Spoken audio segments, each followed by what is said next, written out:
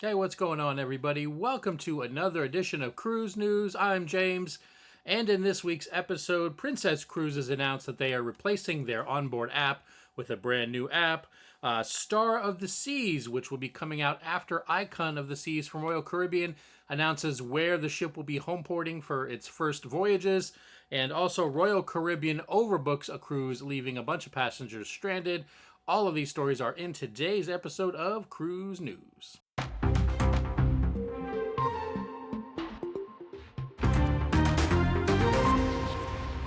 Hey everybody, thanks for checking out the video. Like I said, I've got 3 cruise news stories to go over, so I'm going to go ahead and get right on into the first one, and that comes from Princess Cruises. They are redesigning and redoing their onboard app.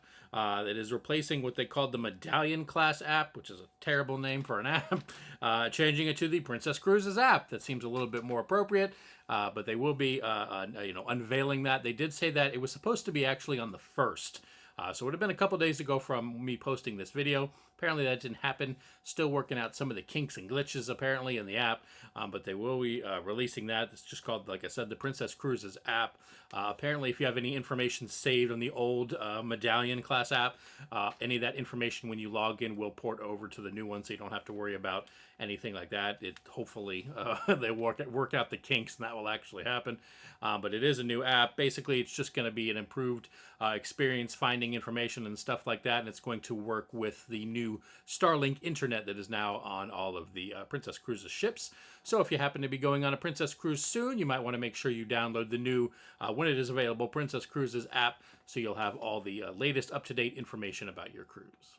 All right, and for all the Royal Caribbean fans out there that are excited about Icon of the Seas, the ship that is coming after that is actually going to be Star of the Seas. It is the second in the Icon class cruise ships, basically the sister ship to Icon of the Seas.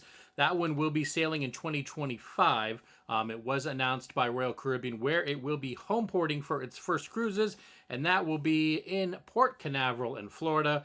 That is where the first sailings will occur for the new Star of the Seas. The actual itineraries, you can actually start booking those on December 5th. So from me posting this just a few days, although they haven't actually released any information about where those cruises will be going, where any of the itineraries are, I'm going to go ahead and take a gander and say it's probably somewhere in the Caribbean. But the actual itineraries and locations it will be going, for some reason they've kind of kept that a secret. But if everything goes to plan, they are going to be releasing first sail, the bookings starting on December 5th. So you can go ahead and book, the Star of the Seas if you want to get on that inaugural cruise. That one will be available. Then we'll be able to see, where exactly the ship is going to be going. I'll probably in next week's video go ahead and go over some of, the destinations that will be included in that. But as of right now, no information on that, although the sailings will go on sale in just a few days if you want to check out the Star of the Seas coming in 2025. All right, and for the majesty of the new Royal Caribbean ships, they kind of, screwed up a little bit on a different end. Royal Caribbean actually had some passengers stranded because they overbooked, apparently, one of their cruises. This happened on the Quantum of the Seas cruise ship. Now, this was a cruise that left on November 28th, so a few days ago. It was leaving from Brisbane, Australia, and apparently they overbooked because when some of the passengers showed up for the cruise, they were told that they did not have any cabins available. The ironic thing is it's apparently happened to passengers that booked the guaranteed stateroom, which is, if you don't, basically if you never cruised, usually there's a couple different options. You can either pick your actual stateroom from what's available, so you know your exact cruise number or cruise cabin number, or you can just basically have them choose, where you're just getting a guaranteed room, and they will put you wherever there just so happens to be an empty, available cabin that somebody hasn't already picked out. And apparently everybody picked out everything, and some of these people were left. Like I said, ironic that the guaranteed cruise cabin not available for some of these passengers. And then I guess the worst part of it is they didn't tell them until they legit showed up at the cruise terminal ready to go on the cruise. Like, I don't know why this wasn't something that could have been handled a little bit sooner. You show up, you're expecting to get on your cruise. Oops, we don't have a room for you. Apparently, there was a couple different options. What they could do is they were told that the people that were in this dilemma could wait and see, I guess, if somebody else just didn't show up, and that cabin became available. That was an option, and for everybody that did that, if you waited, you did get on the cruise ship, you actually got a $100 onboard credits included as in addition to that. Or apparently they would either, I think it was give you a full refund if you were just like, screw this, I'm out of here. They would give you a full refund plus 25% on a future cruise, future cruise credit, basically. You'd get 25% off of your next cruise. Or they would accommodate you on another cruise that was leaving around, I guess, the same similar time frame, and they could get you on one of those. I believe it was an extra day. This was an 8-day. Was a 9-day was the next one.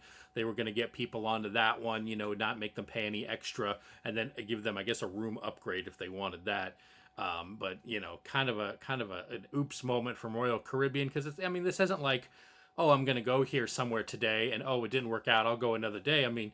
This is Australia. I'm sure there's a lot of Australians going on these, but not everybody lives in the cruise port. I'm sure not everybody's from Brisbane. They had to fly over, or heaven forbid, you flew from another country into Australia expecting to go on this cruise for your guaranteed cruise, and then nothing happens. It's not exactly easy to maneuver some of those around.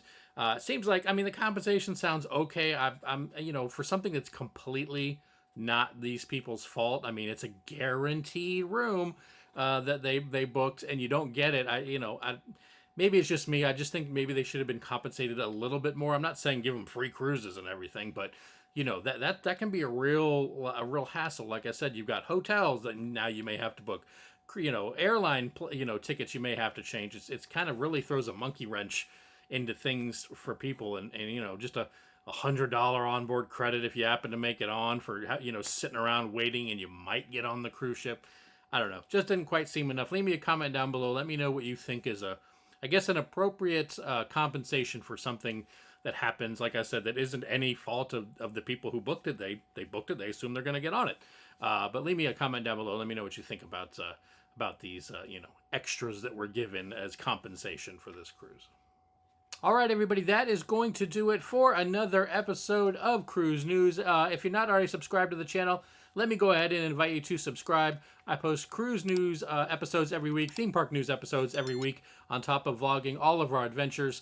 All of that is on this channel, so if you're interested in that, make sure you subscribe to the channel. Hit that like button if you happen to enjoy this video. Like I said, leave me a comment down below. Let me know what you thought about any of the news stories or about the compensation on that last one. And as always, everybody, thank you so much for watching, and I will see you all in the next video.